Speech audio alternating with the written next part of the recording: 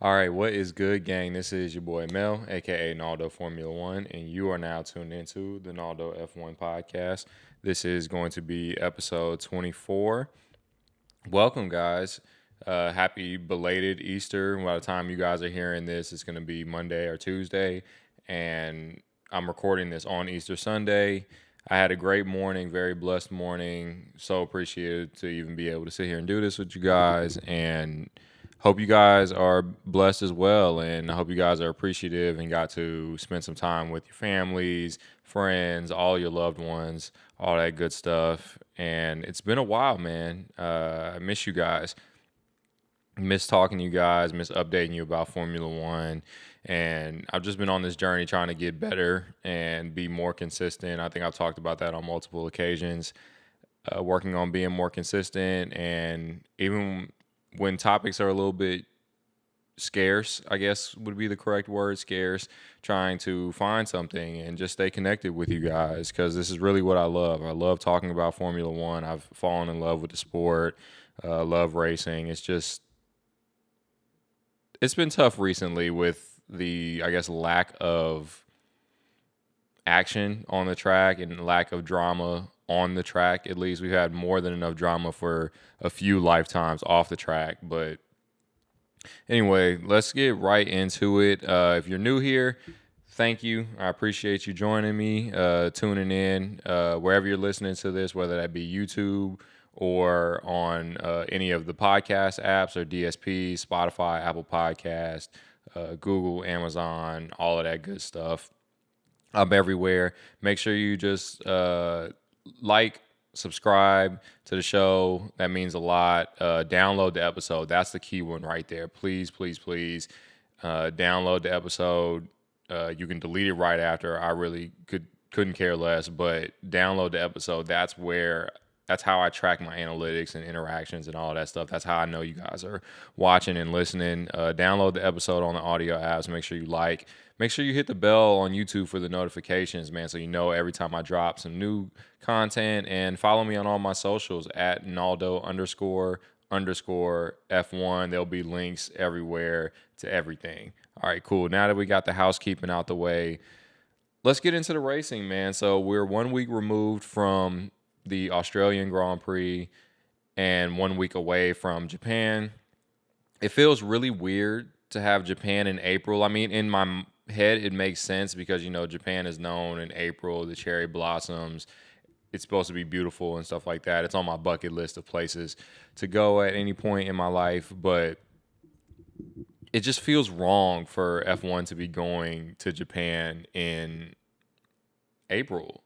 Like, Japan is normally at the end of the season, like October-ish, and it's usually within the realm of title deciding races. So usually the title is secured somewhere around Japan. We've had quite a few titles decided at Japan. I think not last year, but 2022 was decided at Japan. Even though that was weird because Max didn't know that he won the title when he crossed the finish line, which was strange. But anyway, the title was decided in Japan, so it just feels wrong for us to be going there in April. But oh well, I guess they're trying to really focus on regionalizing the calendar, which I give them credit for, to try to reduce the carbon footprint and be a little bit more sustainable, because everybody's been complaining about the sustainability of F1, even though really the carbon footprint of F1 is so minute compared to all of the commercialization in the world, factories, big companies, chemical plants, like cargo ships. I was going to say cruise ships, cargo ships, all of that stuff. But that's a different topic for a different day on a different type of podcast. Back to racing. So Max did not finish Australia. And I know when you hear that, you're probably thinking that we probably had an exciting race, but you'd be wrong, unfortunately. Australia wasn't really that good, given the fact that Max DNF'd, and that kind of disappointed me. I really thought that we'd have a better race with Max DNFing. I know anybody who's not a Max or Red Bull fan probably just like popped up out of their seat when they saw that Max's brake was failing and that he was going to have to retire the car, because normally that means we're probably in for a good race because the rest of the field is so condensed, and the rest of the field plus Sergio, because Sergio just isn't on Max level and hasn't been for the past 3.5 years. And so we're assuming that we're about to get some sort of excitement. Carlos had passed Max right before his brakes failed, and we didn't know that his brakes failed at the time. We thought maybe Max made a mistake or locked up going exiting the corner, and he had been on the radio saying that he lost the car, which was strange. It didn't feel normal, and it's not unlike him to just randomly lose the car. So we thought we were in for something exciting, and Carlos just kind of controlled the race, and credit to him.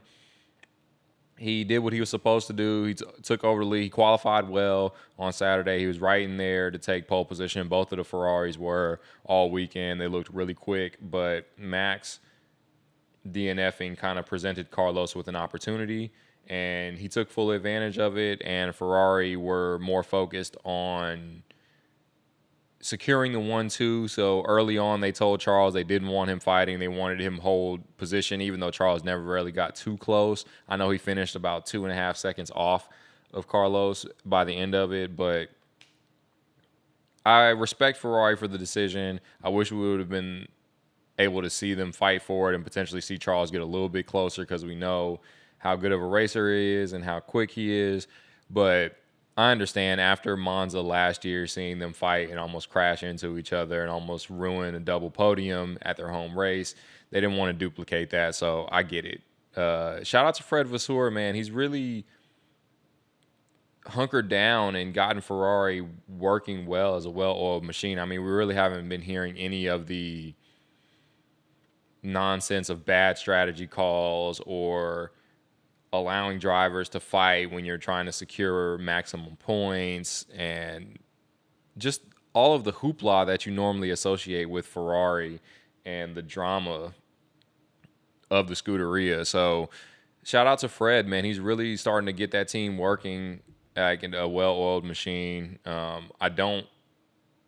think Ferrari are a little bit closer than they were last year. I don't think they're as close as they were at the beginning of 2022, but I do think they're a lot closer than they were last year. And I do think if they can continue on this development throughout the season, then we could see a potential two-way fight for race victories by the end of the season. And I know I would love to see that, even though I still believe at the end of the day, Max is going to dominate this championship again. I think he's too quick. I think that car is too quick. And I think that Adrian Newey has just built another monster. I know last year they won all but one race, but I think that this year it's just taking it to another level. I think that guy is the guy when it comes to designing Formula One championship winning cars and really just race cars in general. He's designed a bunch of race cars, street cars as well. I know he collaborated with Aston Martin and Red Bull and Cosworth to build the Valkyrie, which is one of the most insane cars that I've ever seen in my entire life. It sounds crazy. It looks like a endurance hypercar prototype on the road, and I believe that they're actually submitting a prototype version to compete in Le Mans this year, which would be crazy. But he's the guy right now, and I think the combination of Max and Newey and that car and Red Bull are just too much right now. I think we're going to have to wait for a regulation change before we really see anybody compete or get close to them. But Ferrari is right there. I know Albert Park is a very different type of track. It's a hybrid, like street circuit, purpose-built track. So we don't really know how that's going to translate when we start getting into the actual legit purpose-built race circuits that require a lot more downforce and a lot more just reliance on the actual build of the car and not necessarily the driver. When you're dealing with street circuits, a lot of times drivers can make up the difference in that gap. And I believe, Australia, it was hot, so it was really rough on tires. That surface is bumpy. It's rough. It's not a very smooth circuit. So all that plays into the factors of how cars are going to perform there, and it's kind of a one-off circuit, similar to Bahrain. And speaking of Bahrain, I think moving forward, they said starting next year, Australia will go back to being the opening race weekend of the season, which finally F1 is doing something right, for the love of God, man. Like, it's the one thing that they're finally getting right. Like, move Australia back. I think Australia's energy is just better. Bahrain is a very strange circuit. I think it's an underrated one. I believe that it does have good qualities and it does produce some decent racing, but I don't believe it's good as a testing track. I think that we need to go back to Barcelona as a testing track. I think that it is a better gauge of how well a car performs. Bahrain's a little bit of an anomaly, so I don't really think that it gives teams good feedback as far as how the car performs. So I think that Spain is just a little bit better of a track to give the teams and drivers and stuff a gauge as to how well the car is going to perform. You know what I'm saying? Like, before last year, I think no driver that had won Bahrain had went on to win the championship. So, like, 2022, Charles won Bahrain. He didn't win the championship. 2021, Lewis won Bahrain. He didn't win the championship. 2020, I don't remember who won Bahrain in 2020. Did Valtteri win Bahrain in 2020? I don't remember. Whatever, but you get the point. So, hopefully, with all that being said, let's just hope that Ferrari can continue to close the gap and continue to develop their car so that they can close this gap to Red Bull and we can actually get some sort of a fight for race victories, at least by like the summer break or so. And speaking of closing the gap, I know who's not doing that, and that is Mercedes. For the love of God, it's so hard for me because, like, this has just been a rough year for me sports wise. Like, the Colts were trash. UH football was trash. UH basketball, we were great, but if you don't watch basketball or don't follow college basketball, we're in the middle of March Madness right now, and my UH Cougars got eliminated in the Sweet 16s by no other than the Duke Blue Devils, which, God, we couldn't pick a worse team to lose to. But it was just unfortunate. Our best player got hurt, and what do you do after that? It just kind of deflated the team, and we just didn't respond well. And even with all of that, we still only lost by 3 points, which, take from that what you will, but a loss is a loss. So I'm still pretty hurt about that one because it felt like this was the year. And so that's a little heartbreaking when your best player gets hurt in the first half of the biggest game of the season. But moving on, Mercedes are just struggling right now. George has been qualifying really well. Lewis, it's kind of hard to really get a feel for what's going on with Lewis because the performances just really haven't been there. And I feel like it's a combination of, one, the broken relationship with him and the team. So,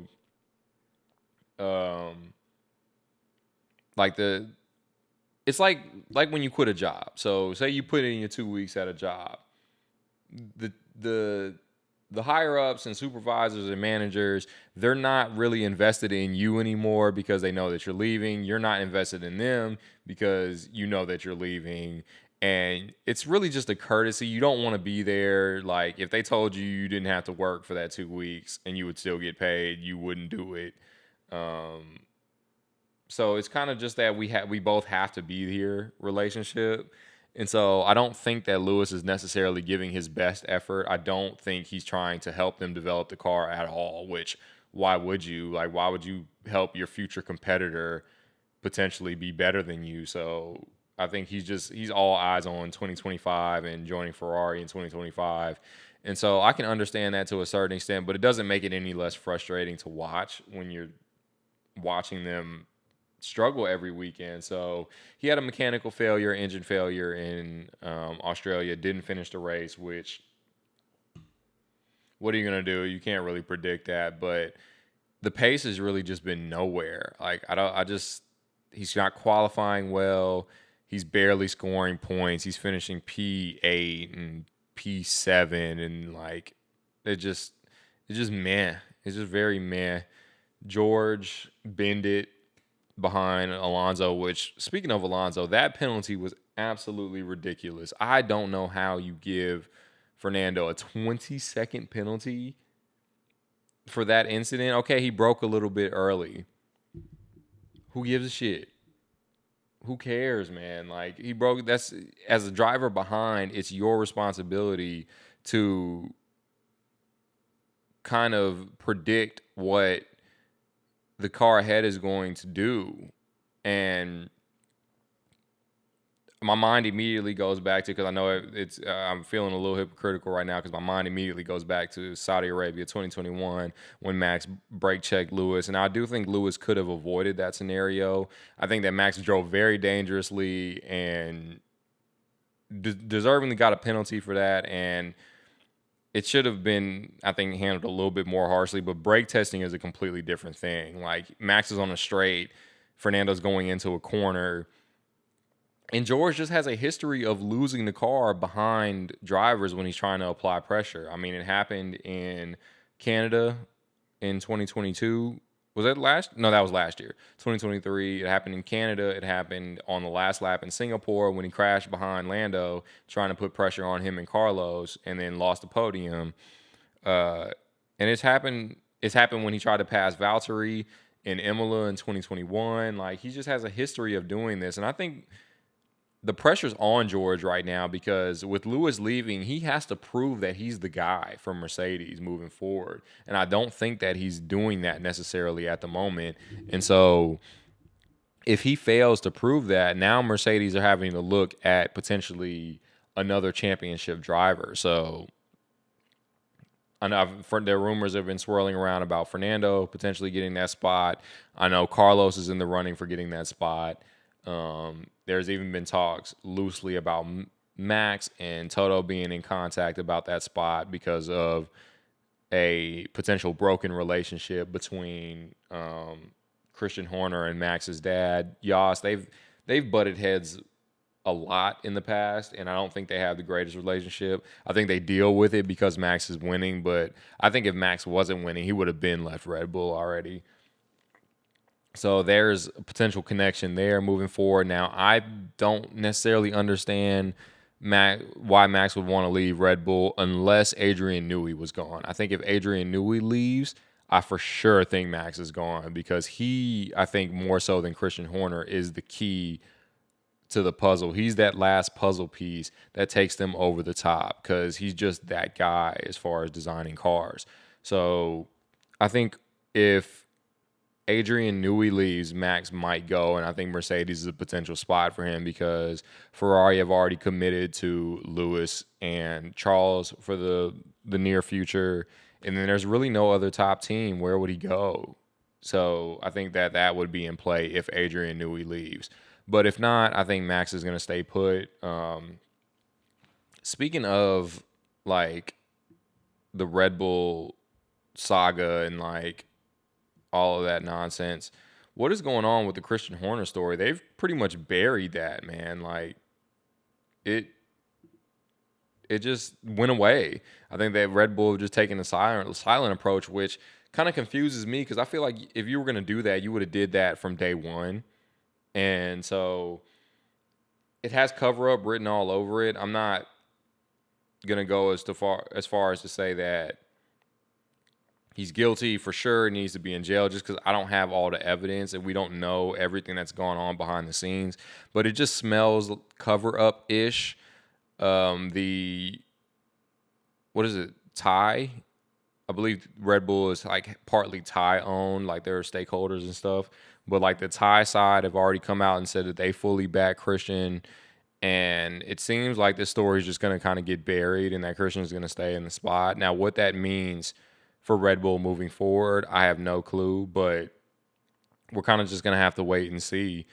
And it just, in my opinion, it has cover-up smelled all over it, because usually where there's smoke, there's fire with these type of stories. And I don't think that these type of stories having to do with, like, sexual misbehavior and sexual harassment and inappropriate behavior in the workplace. I don't believe these things just come out of thin air. Like I believe people. I don't really believe that people make this up too often, and so it just has cover up written all over it. I mean, Stefano Domenicali got involved, Bernie Ecclestone, a lot of higher ups in Formula One and big names that hold a lot of weight in Formula One got involved to defend Christian, and that makes me.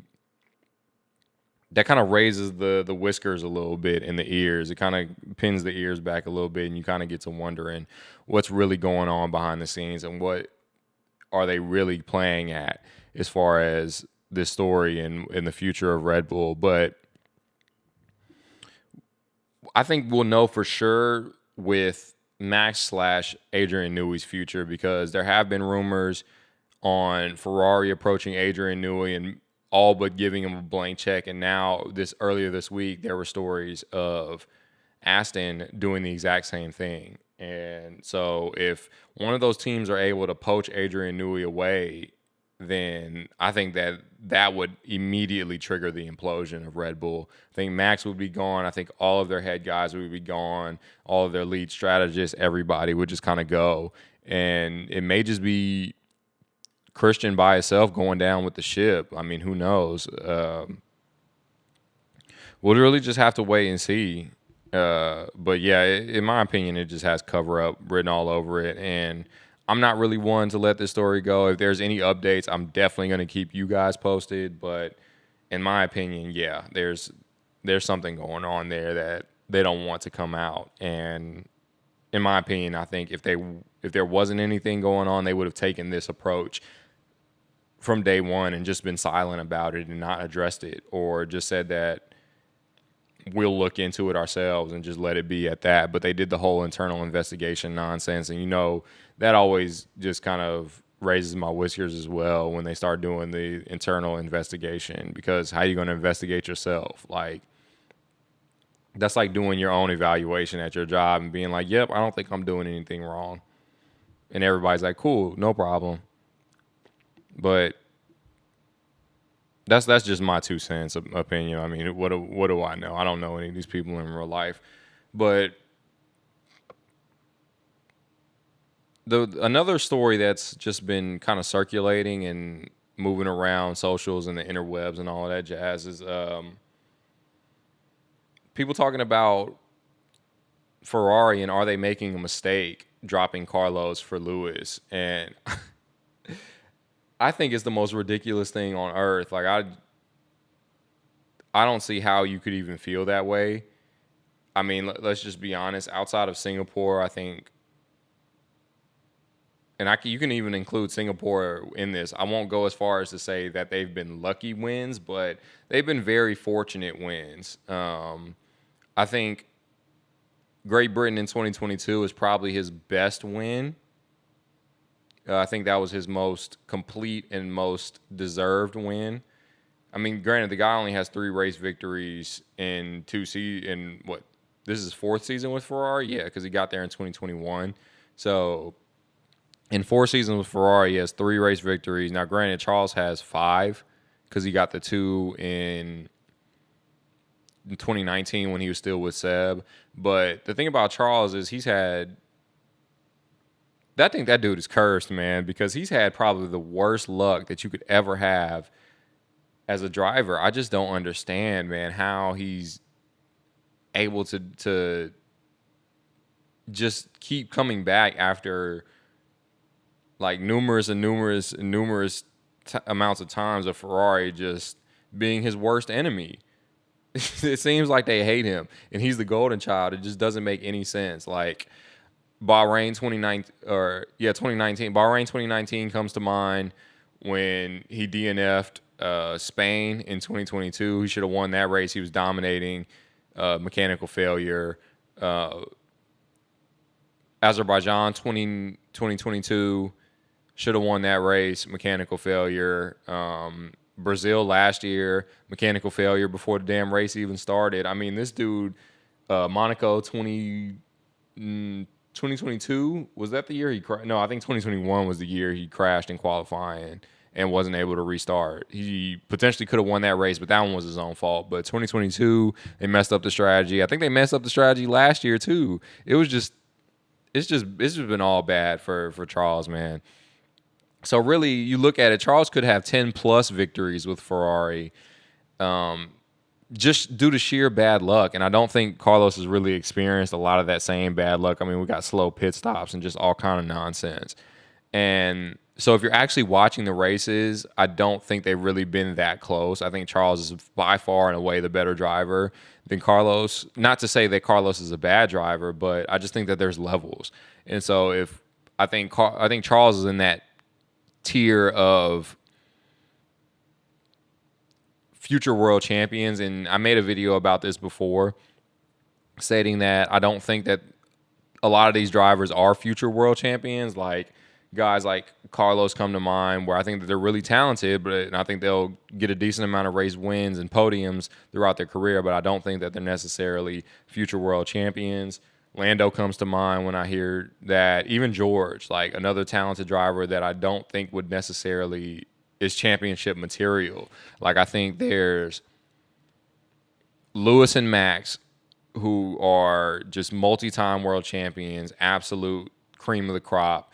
And then you got like Fernando, who has already won championships, but I do think in the right car still has championship potential. Now that window is getting smaller and smaller, which is why I think he's so open to jumping around now in the later years of his career into whatever car would give him the best opportunity to win. Then I see guys like Charles, where it's like he has all the talent to win. And I think Charles is kind of in a tier by itself right now, because I believe by far, I don't even think it's close. I think he's the best qualifier on the grid. I don't even think it's close. I think Charles is by far and away the best qualifier on the grid. He just needs to be able to stop making these little small mental errors that he makes. Like France 2022 comes to mind, when he was for sure, that was the moment when he was for sure eliminated from the title fight, when he was winning that race and crashed by himself. Those type of moments come to mind. Azerbaijan 2018? Azerbaijan when he crashed? Oh no, that was 2019 Azerbaijan when he crashed, and the I am stupid moment. He just has like these little mental errors that I think limit him from being in that upper echelon of definite future world champions. And I think Ferrari is part of the problem as well, but I do think that they're moving in the right direction under Fred Vasseur. But back to the point I was making about Ferrari making a mistake with Carlos and his Carlos's fortunateness. That's not even a word, but we're gonna roll with it today. Carlos's fortunateness in being able to win races and perform really well versus Charles. And I think that Carlos is a decent driver. If I had to grade him, I think Carlos is like an A minus, B plus type of driver. Very, very good, but just is missing a little something that takes him to the next level. And so, no, I don't think that Ferrari are making a mistake dropping him for Lewis. I mean, I don't think that Carlos is a better driver than Lewis, just point blank, period. Like, I think a motivated Lewis, I think Max is the only person that can, on the grid right now, that can compete with a motivated Lewis. So I know nobody wants to hear this, and it sounds like excuses. And granted, I'm not making excuses for Lewis. He needs to perform better to finish this season. Like, I don't care that you're leaving. I don't care that Mercedes aren't invested in you anymore, or that they potentially hurt you during negotiations and everything that you've given to them, and they didn't want to give you a long-term contract. I understand, but it's not an excuse. So, but the reality of the situation is everybody's human, and these type of emotions and feelings affect your performance. So if you're not invested in the team, you're not going to want to perform on a day-to-day basis. But with that being said, I do think Lewis is looking forward to Ferrari, and I think that he sees Ferrari and how close that they're getting and the way that they're developing in his relationship with Fred as an opportunity for redemption. I think that he sees Ferrari as his best opportunity to get his 8th world championship. And I think that he's going to do whatever it is in his power to try to get that. And so what does that look like? I think that Lewis will be on top of his game come 2025. I think that he will get back to that level of being able to fight. I think it's going to be really close between him and Charles. I think Lewis has the advantage as far as being a well-rounded driver. I think Charles is getting there, and who knows what will happen next season, but I think that it'll be close, but we'll see the best version of Lewis in Ferrari next year, and whether that he stays multi-year or not, that's yet to be seen, but I think that he'll give it at least 2 to 3 years in Ferrari. He'll obviously do 2025. I think he'll want to see what the engine regulations look like in 2026 and then the new kind of turnover, because I think that's part of what got him to Ferrari in the first place is him sitting down and talking with Fred and talking to the engineers and development people at Ferrari and looking at what they're doing for 2026 versus what he knows that Mercedes is trying to do for 2026.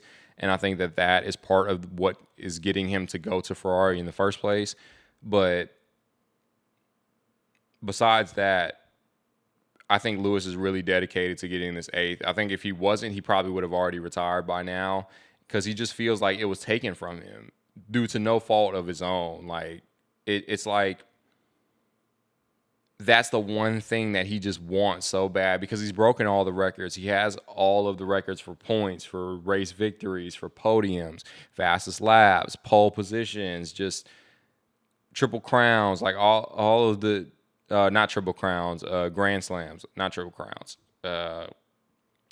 record for grand slams, and he just has every accolade except the fact that he's tied with Michael Schumacher for 7 championships. He wants that 8th to just take him over the top. It's like if Kobe or LeBron one of them had 6 championships and tied Michael. They just want that extra one to take them over the top, to be like, well, I got one more than you. I got one up on this guy, and he'll never get to answer that. So Michael is retired. Obviously, he's been battling health issues in recent years and stuff, but he's retired. He's no longer racing anymore. He's never going to be able to fight that record.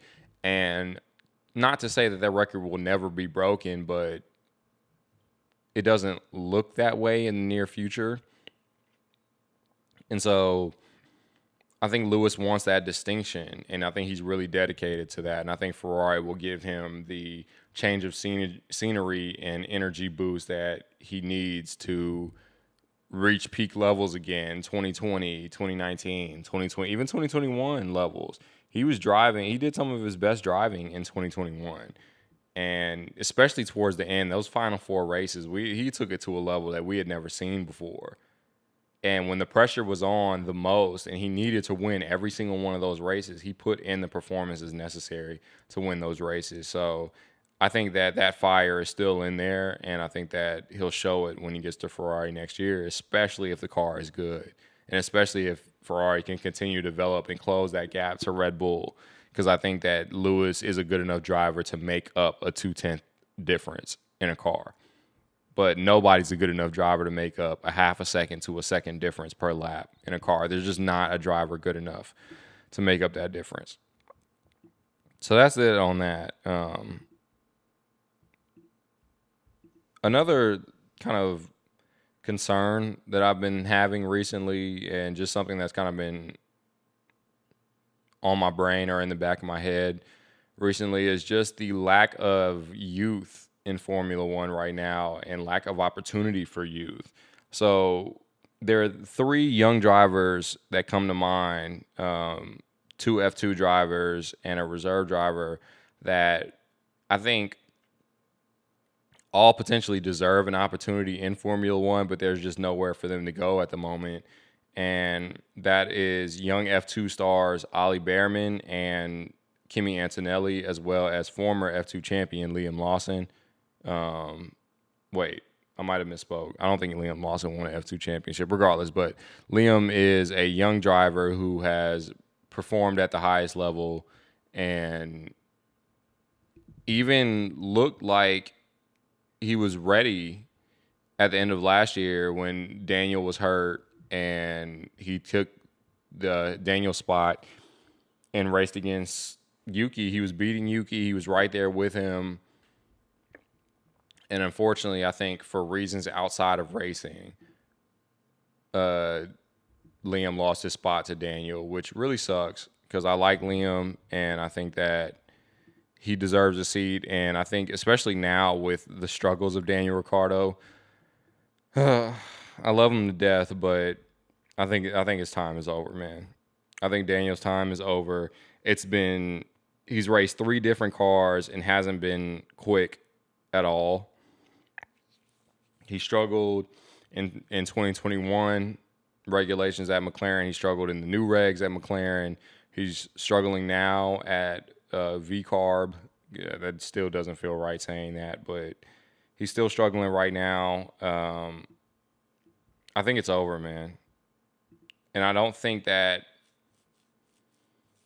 his brand and personality is that big to be able to overcome the lack of performances. I don't think anybody's is. Like, because now you just kind of look like the court jester when you're not putting in performances. And that, damn it, feels like really mean to say that because I love Daniel, but it's the truth. He's just not putting in the performances. It's just not been good enough. Like these P19s, these P18s, all of that is just unacceptable. I don't think they can continue having him in that seat, especially as he'll be 34, 30. I think he might be 35 this year. So you're getting up in age, you're taking up a spot for a young driver, and you're not even performing well. When you look at Fernando or Nico Hulkenberg or Lewis or Valtteri, maybe not Valtteri, but you look at these drivers that are a little bit older that are still putting in good performances, they're deserving of that seat. But you look at Daniel and you're older, you're taking up a seat at what is essentially a junior team, and then you're still not performing, you're not able to beat Yuki, you're not getting that Red Bull seat. I'm sorry, bro. It's just, you're just not. As much as they would like you to, and as much as I know he's Christian Horner's baby, and like that's like the darling of Red Bull, and Christian is sad that he left Red Bull in the first place and really wants Daniel to succeed. Christian's going to have to come to terms with the fact that it's over for Daniel. I just don't see it, man, unless something drastic happens through the rest of the season. I don't see how you can even keep him in that seat for 2025 when you have a driver like Liam in the wings ready. Probably have other young drivers in the Red Bull young driver program that are ready to take the step up. I just don't see how you do it. And it's just been really unfair to Liam to have to sit on the sidelines because he just oh no, he did. Yeah. Oh no, I'm lying. Yeah, Liam never won an F2 title. He's won the Toyota Racing Series and NZ F1600 Championship Series. I have no clue what that is. But let's see, Formula 2. He did DTM. What is his best finish in Formula 2?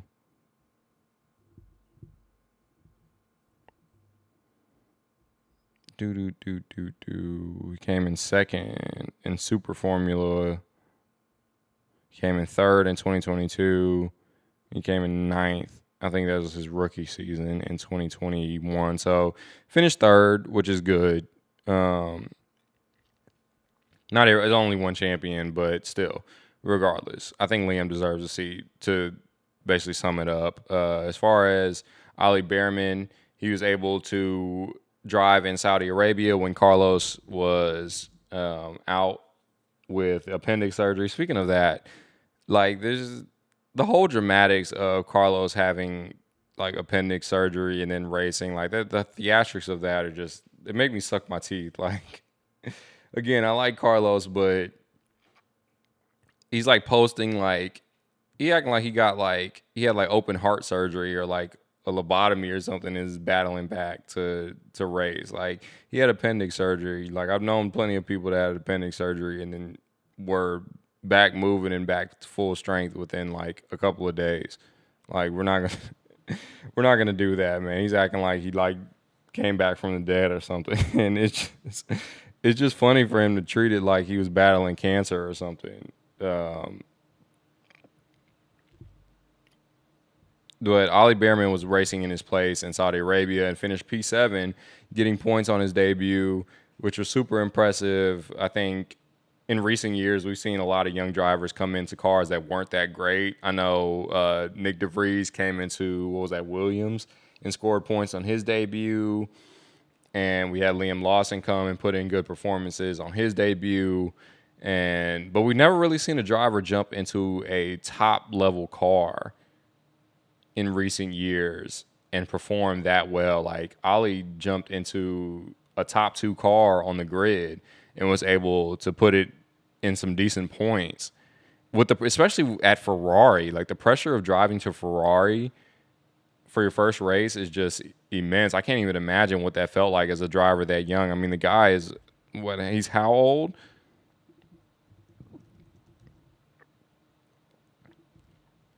Ollie Behrman is 18 years old. So to be 18 years old and jump right into, God, this guy was born in 2005. I was already 10 years old when this guy was born. Jesus, I'm getting up there.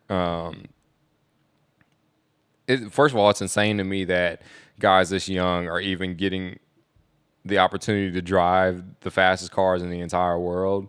I cannot wrap my mind around that. But to be that young and then be good too, I think that it's going to be hard for Ferrari to keep him on the sidelines. I think that they need to find him a seat, whether that be Haas or whether that be Alfa Romeo, and leveraging one of their relationships with one of those two teams.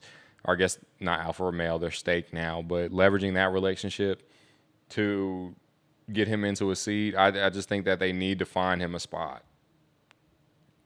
And finishing up with Kimi Antonelli. So he's the young Mercedes junior who they are potentially looking at as early as next year. I think if Kimi messes around and wins the F2 championship in his rookie year, I think that Mercedes would look to put him in that seat along George, because he's kind of been touted as the like next Max Verstappen, like the next young prodigy that will come into Formula One and immediately be able to compete at a high level. We really haven't seen that since Max. I mean, Kimi's 17 years old right now, racing in Formula 2. Mind-boggling. I can't imagine what it would feel like to be 17 and even be considered to be one of the top 20 racing drivers in the entire world. That's bonkers. Absolutely bonkers. But I think that he just needs to focus on, I think he's more of the long shot than the other two. I think Ollie and Liam have both proven that they deserve spots in Formula One. I think that Kimi just needs to focus on the races in front of him and doing as good as possible as he can in Formula 2 and not get too caught up in trying to find the Mercedes seats. But I do think that Mercedes are probably in a better position to leverage him a spot in Formula One, probably at Williams. And now I don't know how James Vowles is going to feel about that, because I know he's trying to develop something with Williams for the future. And oh God, speaking of that, I'm going to go on a tangent real quick. The more I think about it, the more I think that was just an absolute clown show what Williams did last weekend at Australia with Logan and Alex. I think that it's embarrassing. I understand that you weren't able to bring an extra chassis to the race and whatever, but I'm sorry, man. If you crash your car, you're not getting to drive my car. Like, that's crazy to me. I understand that Alex probably gave them the best opportunity to score points, which he didn't in the long run. He didn't score points, which got to make it feel even worse for Logan. But I think Logan's been improving. I like Logan. And it's not just like an American bias thing. I think that I want him to do well. I know he hasn't done the greatest, but I think he's shown some signs of improvement. But the reality is, how do you get to crash your car and then you come straight in and get to drive my car? That just feels wrong on so many levels. And so looking at if I were Logan, I'm kind of taking the Max approach. I know they asked Max about it, and Max was basically like, that was crazy. If it was me and I was Logan, I would have crashed my car into the wall, and now none of us are driving for the weekend. Like, I don't care. You're not taking my spot. And I kind of feel the same way, man. Like, I was trying to give them the benefit of the doubt and kind of see where where they were coming from as a team perspective. But I just think that it does more harm. It did more harm than good moving forward, because I think they absolutely murked Logan's confidence, and I don't know if he'll be able to recover for that. And if you want him out of the car, like, if you think his value is that low, just get him out of the car. Just fire him and promote somebody else or sign somebody else. But I think that is going to be the nail in the coffin of the Logan Sargent and Williams relationship. I think that's over. So I don't think he'll make it to 2025, which potentially would open up a seat for a guy like Kimi Antonelli if he can perform and show his worth.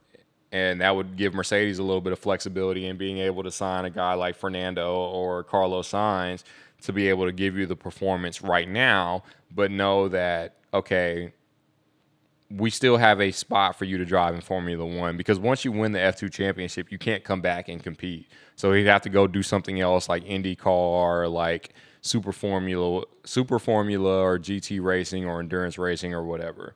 And I think that they want to get him in a Formula One car as soon as possible. Cool, man.